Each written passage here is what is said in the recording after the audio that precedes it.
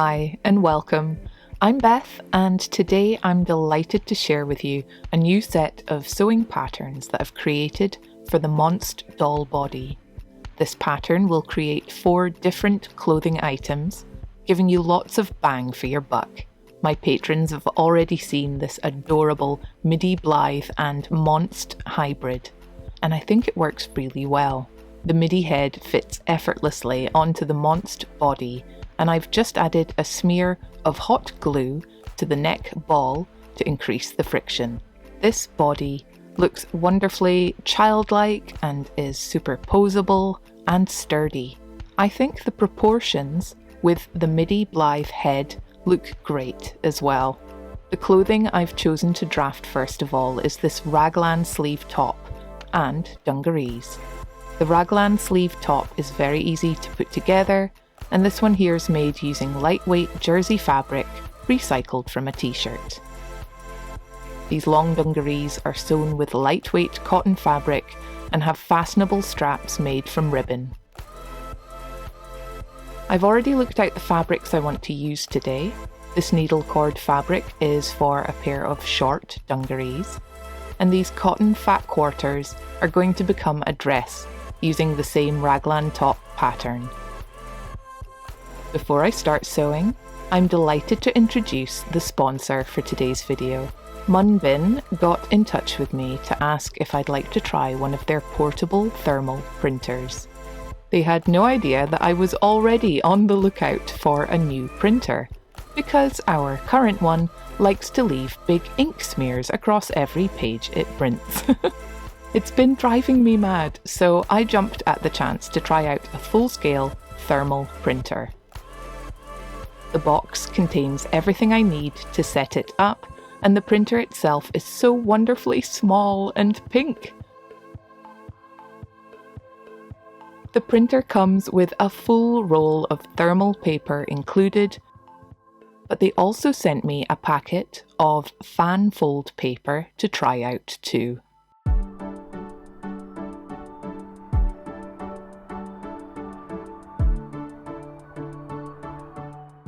I can print using their SharpFox app, which was incredibly easy to use, sending my file via Bluetooth. My first test print gives you a sneak peek at an upcoming custom doll, and it printed beautifully.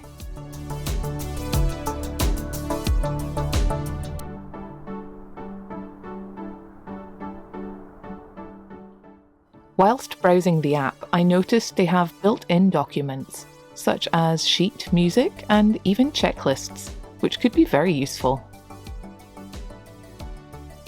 Another printing option is to download the driver and simply connect the printer to your computer, which will be great for me to print my PDF sewing patterns with.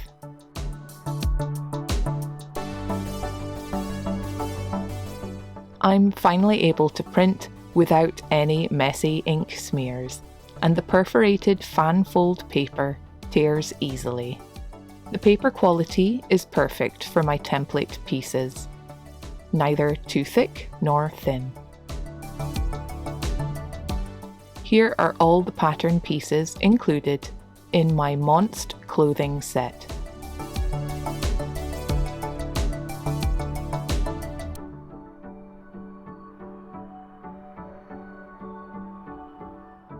The raglan top fabric pieces will need 2 of each sleeve cut and 2 back pieces too.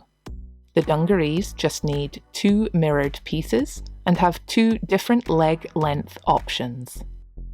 They'll join at the centre front and back and slide onto the body easily. The hem of the shorts can either be turned up, or I'll show you how to add a contrast turn-up hem. Let's start with the short dungarees. I've been dying to try out this needle cord fabric. I pin and cut round my templates. I can't remember where I saw it, but I wanted to try an embossing technique I'd seen using a rubber stamp and an iron. I think I'm supposed to dampen the fabric and place the rubber stamp underneath, then iron over the top. It turned out afterwards I was supposed to use velvet for this method, and I ironed on the wrong side anyway, so I'll give it a try another day.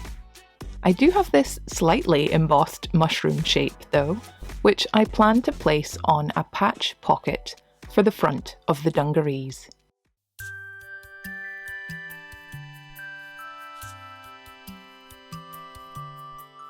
I will embroider the mushroom instead and add a little bumblebee. The PDF sewing pattern will include all the extra measurements mentioned in the video. I've marked the shape of my pocket and added a seam allowance, and will now use some 1/4 inch dissolvable sticky quilting tape to fold over the edges before I add the pocket to the dungarees. I placed my dungaree pieces right sides in with the longer front edge lined up.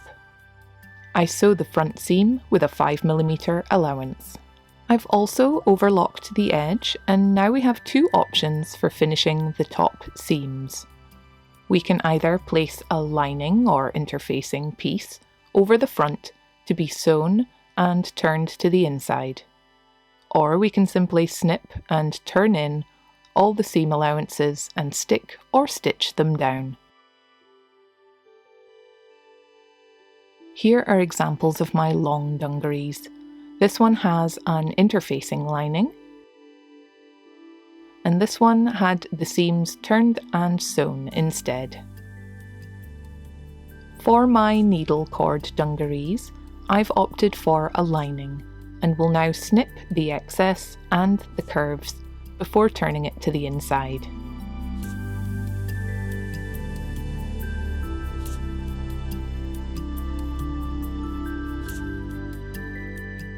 After a gentle press with the iron, I can now align my pocket to the centre front and stitch it on.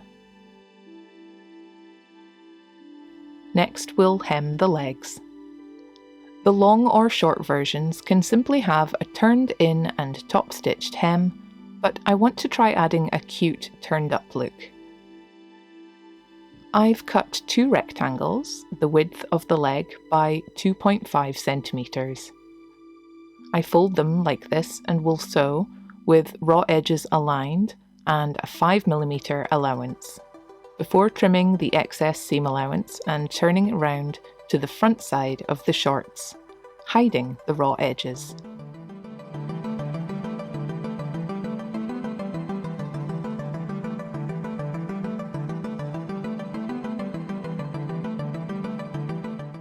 I think this will look really cute.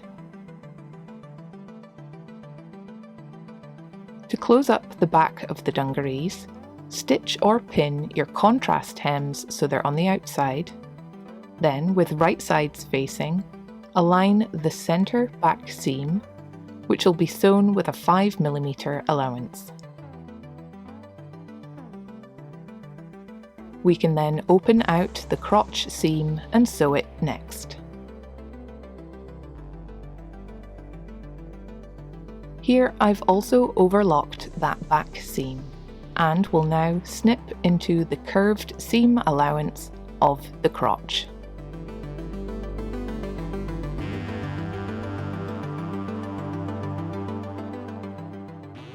After turning the short dungarees right side out, I can see how cute they are. Next time I might make the turn-up cuffs a little wider though. The needle cord looks wonderful at this scale though, I'm delighted. For the shoulder straps, I've looked out some 1 centimetre wide velvet ribbon, as well as some cute buttons to sew on as a decoration. I've singed the edges of the ribbon so they don't unravel, and will sew them to the front of the dungarees before measuring the exact length needed. I tried them on the doll and marked where the straps should meet the back with a pin. I'll sew on snap fastenings for easy dressing. Some little hand-stitched crosses add to the cute look of these dungarees. What do you think of them so far? Here, our midi MONST hybrid tries on the jersey raglan top and short dungarees. I think this outfit is just perfect for her. Let's get a closer look before we move on to sewing the rest of the pattern.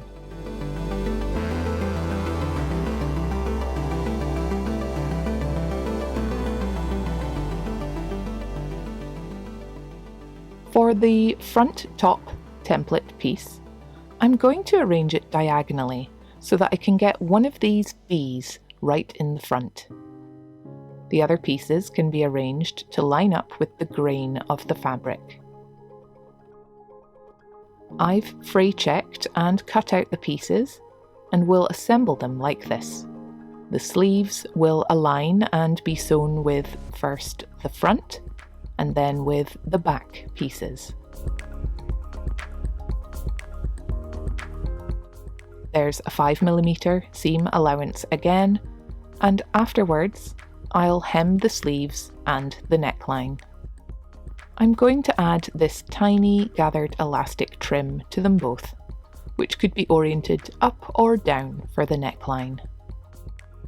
I think I'll use this darker one, it'll balance nicely with the skirt.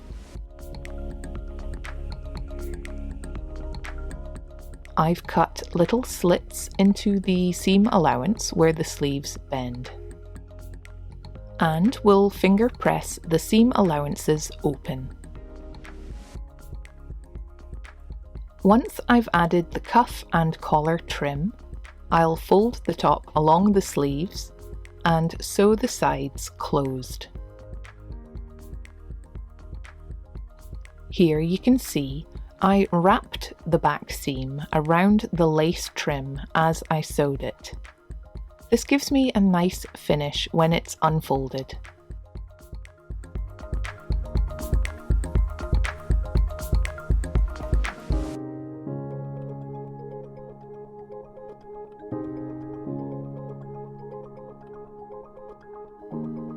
I'll add top stitching to hold the trim in place. The sleeves have already been trimmed and top stitched. Here I've snipped the armpit seam allowance and trimmed excess from the cuffs.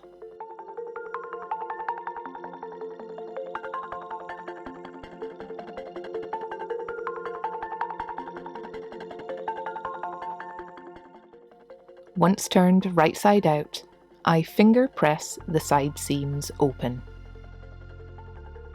Of course, you could fold up the lower hem with a 7mm allowance and leave it as a top, but I want to see how it looks as a dress. I'm happy to see that it works well in cotton and fits nicely with an overlap at the back for Velcro, button or snap fastenings. I'll measure the width of the waist seam, and as a rule, I usually multiply that by 1.5 or 2 times to get the width of my skirt. The waist is about 12.5, so I'll make my skirt 24 centimeters wide. That looks about right. And I think I'll cut my fabric 7 centimeters long. Here I've overlocked all 4 edges and have hemmed the bottom with a decorative stitch. I stitched 2 straight rows of stitches for gathering and will now pull on the bobbin threads to gather the waist until it matches the bodice width.